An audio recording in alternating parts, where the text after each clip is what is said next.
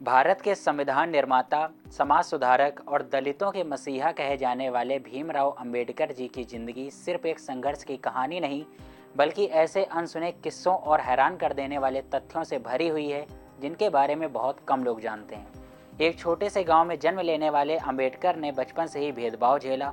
School में उन्हें बाकी बच्चों से अलग बैठाया जाता था, यहाँ तक कि पानी तक खुद छूने नहीं दिया जाता था।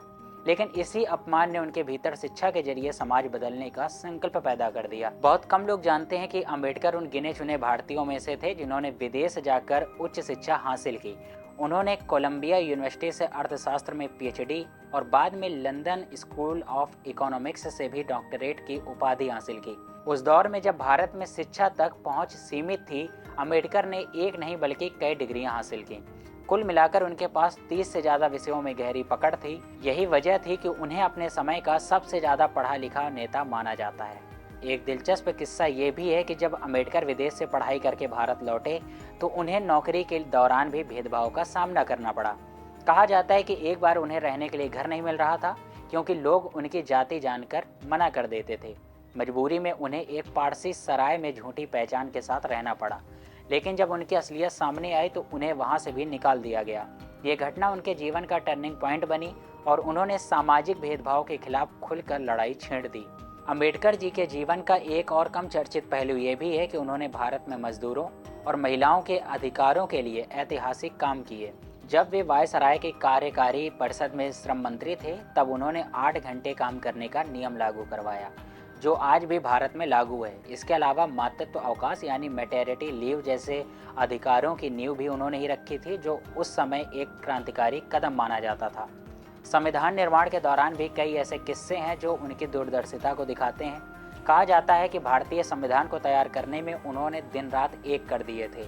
वो रोज 18-18 घंटे काम करते थे और हर दिन प्रावधान को बारीकी से परखते थे। यही कारण है कि भारतीय संविधान दुनिया के सबसे विस्तृत और मजबूत संविधानों में गिना जाता है। एक और रोचक तथ्य ये भी है कि अंबेडकर ने हिंदू धर्म के भीतर सुधार की कई कोशिशें की, लेकिन जब उन्हें लगा कि जाति व्यवस्था खत्म नहीं हो सकती तो उन्होंने बौद्ध धर्म अपनाने का फैसला लिया। 14 अक्टूबर 1956 को उन्होंने लाखों अनुयायियों के साथ बौद्ध धर्म ग्रहण किया। ये सिर्फ धर्म परिवर्तन नहीं था, बल्कि सामाजिक समानता की दिशा में एक बड़ा आंदोलन था। कम लोग जानते हैं कि अंबेडकर को संगीत और किताबों से बेहद लगाव था। उनके पास 50,000 से ज़्यादा किताबों का निजी संग्रह था, जो उस समय एशिया के सबसे बड़े निजी पुस्तकालयों में से एक माना जाता था। वे मानते थे कि ज्ञान ही सबसे बड़ी शक्ति है और इसी सोच ने उन्हें एक महान विचारक बनाया।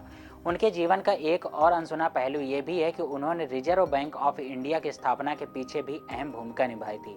उनकी लिखी किताब the problem of the rupee के आधार पर ही भारत की मौद्रिक नीति को दिशा मिली, जो बाद में रिजर्व बैंक ऑफ इंडिया के गठन का आधार बनी। डॉक्टर अंबेडकर सिर्फ एक व्यक्ति नहीं बल्कि एक विचार थे, एक ऐसी सोच जिसने समानता, शिक्षा और अधिकारों की परिभाषा दी।